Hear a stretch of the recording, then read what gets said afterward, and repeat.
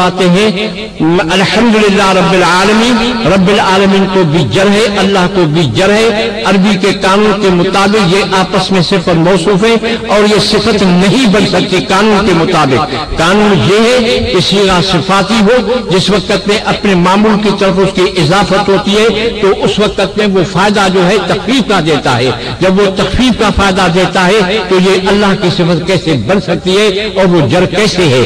پہلے وہ یہ بات ثابت کر دے کہ میں خواص میں سے ہوں، پھر ہمارے عقیدے کو وہ سمجھے، کیونکہ عقیدے کے اندر یہ بات لکھی ہوئی ہے کہ ہمارے اس عقیدے کو سمجھنے والے وہ ہے جو خواص میں سے ہوں۔ اگر مولا خواص میں سے ہے تو بتائے کہ یہ صیغہ صفاتی، یہ جو ترکیب اس کی کس طرح سے ہوگی۔ اب مخرجیہم، یہ بخاری شریف کی عبارت ہے کہ اس کے اندر یہ ہے کہ اب مخرجیہم مانا یہ مبتدا کا ثانی قسم ہے یا مبتدا کا پہلا قسم ہے۔ اگر ثانی قسم ہے تو ثانی قسم کس چیز کا نام ہے، اور یہ بات بتا دے کہ اگر ثانی قسم ہے تو ثانی قسم کی کیا ضرورت ہے نحوی کو، یہ پہلے جواب دے لے، ہم سمجھ جائیں گے کہ یہ خواص میں سے ہے۔ کیوں کہ ہمارے دوستوں نے مجھے آج سختی سے منع کی کہ بھئی وہ تو ابھی پڑھنے والے ہیں، وہ ہماری زبان کے اندر کہتے ہیں کہ اگر خربوزہ کاتی کے اوپر گرا پھر بھی خربوزے کو نقصان،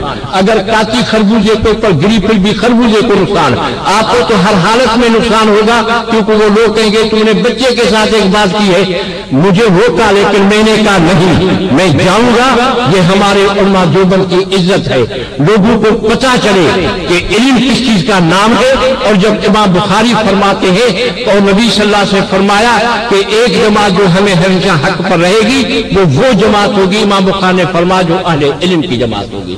اگر مولانا خواص میں سے ہیں اور ہمارے عقیدے کو وہ سمجھ سکتے ہیں تو پھر اس کے بعد وہ بات کرے، پھر ہم آپ کو سمجھائیں گے کہ جیسے حضرت ابن عباس رضی اللہ تعالیٰ عنہ نے جن لوگوں نے اعتراض کیا قرآن کریم کے آیتوں کے اوپر تو حضرت ابن عباس خواص میں سے جواب دیا، حضرت عبداللہ بن عمر کے اوپر حضرت عثمان غنی کے لیے اعتراض کیا گیا، حضرت علی شیر خدا کے اوپر اعتراض کیا گیا، حضرت عبداللہ بن عمر نے اس کو جواب دیا کیونکہ وہ خواص میں سے ہے، وہ قرآن اور حدیث کو پوری طرح سے سمجھتے ہیں، اور قرآن کریم اور حدیث کے سمجھنے کے لیے پوری مہارت ہونی چاہیے اور سب چیزوں کے اوپر نظر ہونی چاہیے۔ اور یہ قاعدہ ہے المعنی تحت ترکیب، الترکیب تحت المعنی، ترکیب اس وقت میں سمجھ آتے، معنی اس وقت میں سمجھ میں آتے جب ترکیب کو سمجھے، اور ترکیب اس وقت میں سمجھ میں آتی جب معنی کو سمجھے۔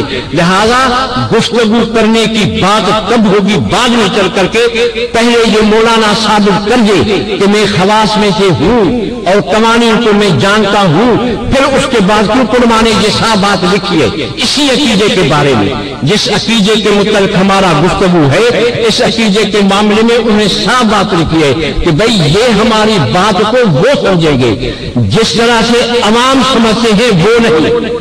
عوام تو یہ سمجھتے ہیں کہ یہ اللہ کے ولی جو ہیں وہ حاجت روا ہے، اللہ وہ سمجھتے ہیں کہ ہماری حالات کو جانتے ہیں، جو شرک کا طریقہ ہے ہمارے علماء نے لکھا ہے وہ عوام کا طریقہ نہیں، جو خواص کا طریقہ ہے اس کو سمجھنا چاہیے۔ یہ خود اس عقیدے کے اندر اس بات کے اندر لکھا ہے جو عقیدے کے متعلق ہماری بات ہے۔ جب صاف بات یہ لکھی گئی ہے کہ خواص ہی اس کو سمجھتے ہیں، مولانا کو چاہیے پہلے اپنے آپ کو خواص میں سے ثابت کر دے، اگر وہ نہیں کرتا ہے تو پہلے بڑے عالم کو ہمارے مقابلے میں لائے۔ یہ بابا تو بالکل خاموش، بالکل خاموش، سب طرف سے خاموشی ہو، نہ ہماری طرف سے کوئی سبحان اللہ کہے، نہ ہماری طرف سے کوئی ہنسی کی بات کرے، نہ کسی اور کی طرف سے کوئی ہنسی کی بات کرے، بالکل تم خاموشی کے ذریعے سے دونوں کی بات کو سن لو تاکہ سب کو پتہ چل جائے کہ دین کیا ہے، حقیقت کیا ہے، اور اس کے بعد چل کر کے پتہ چل جائے جب آدمی خواص کے سامنے آتا ہے عوام بیچاروں کو کیا پتہ ہوتا ہے۔ عوام کو بیچارے قرآن کریم میں اللہ نے فرمایا فَاسْأَلُوا أَهْلَ الذِّكْرِ إِن كُنتُمْ لَا تَعْلَمُونَ، اگر تم خود نہیں جانتے ہو تو اللہ نے فرمایا فصلوا اہل ذکر. امام بخاری نے بھی یہی فرمایا کہ وہ طریقہ جانتے ہیں قرآن حدیث کو جانتے جو ہے وہ ہمیشہ حق پر ہوا کرتے ہیں. مولانا کا فرض ہے کہ پہلے خواص میں سے ثابت کر دے, اس کے بعد جو ہے اسی عبارت کا مطلب پھر میں پیش کروں گا, بتاؤں گا کہ بھئی اس عبارت کا کیا مطلب ہے, اور وہ مطلب سناؤں گا جو قرآن اور حدیث کے مطابق ہوگا. یہ نہیں کہ بھئی میں اس کا مطلب نہیں سناؤں گا, آگے چل کر کے میں اس کا مطلب آپ کو بتاؤں گا کہ بھئی یہ جو عبارت ہے اس عبارت کا مطلب خواص کیا سمجھتے ہیں اور قرآن اور حدیث کے مطابق یہ عبارت کیسی ہے, یہ میں آپ کو بتا دوں گا. سب کو پتہ چل جائے گا کہ اس عبارت کا کیا مطلب ہے. لوگ اعتراض تب کرتے ہیں جب بات کو سمجھتے نہیں, جب بات سمجھ میں آ جاتی ہے پھر کوئی کسی قسم کا اعتراض نہیں ہوگا. ومن يضلل فلا هادي له أشهد أن لا إله إلا الله وحده لا شريك له وأشهد أن محمدا عبده ورسوله أما بعد فإن خير الحديث كتاب الله وخير الهدي هدي محمد صلى الله عليه وسلم شر الأمور محدثاتها كل محدثة بدعة وكل بدعة ضلالة وكل ضلالة في النار. اللهم صل على محمد وعلى آل محمد كما صليت على إبراهيم وعلى آل إبراهيم إنك حميد مجيد. اللهم بارك على محمد وعلى آل محمد كما باركت على إبراهيم وعلى آل إبراهيم إنك حميد مجيد. رب اشرح لي صدري ويسر لي أمري واحلل عقدة من لساني يفقهوا قولي. أعوذ بالله السميع العليم من الشيطان الرجيم. بسم الله الرحمن الرحيم.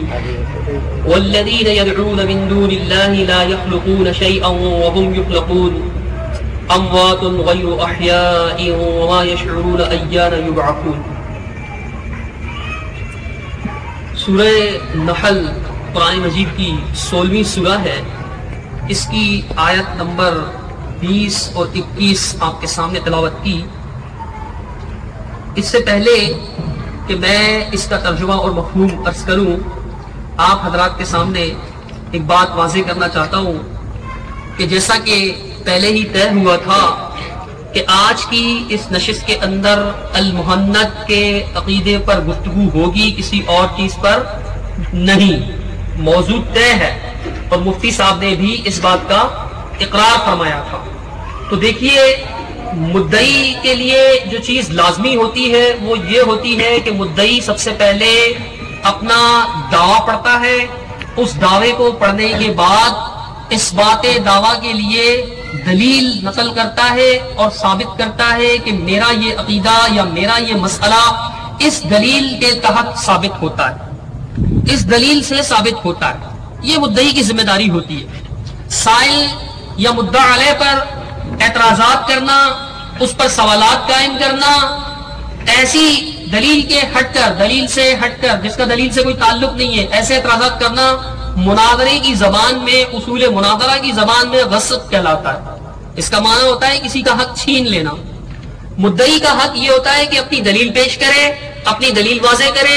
اس بات دلیل, مولانا کہتے ہیں کہ مجھے 50 سال ہو گئے ہیں پڑھاتے ہوئے, تو مولانا اصول مناظرہ سے واقف ہوں گے. یہ میں اصول مناظرہ کی کتابوں کے حوالے دے کر مولانا کی شان میں توہین نہیں کرنا چاہتا.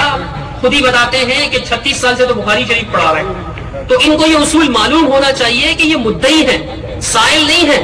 تو یہ مدعی ہیں, اپنے عقیدے کو ثابت کریں. اب دیکھیے ان کا عقیدہ کیا ہے کہ المحنت میں جو قبروں کے متعلق فیض حاصل کرنے کے لیے کہا گیا ہے اس پر بحث کی جائے گی. کس پر؟ المحنت پر. بحث المحنت پر ہوگی.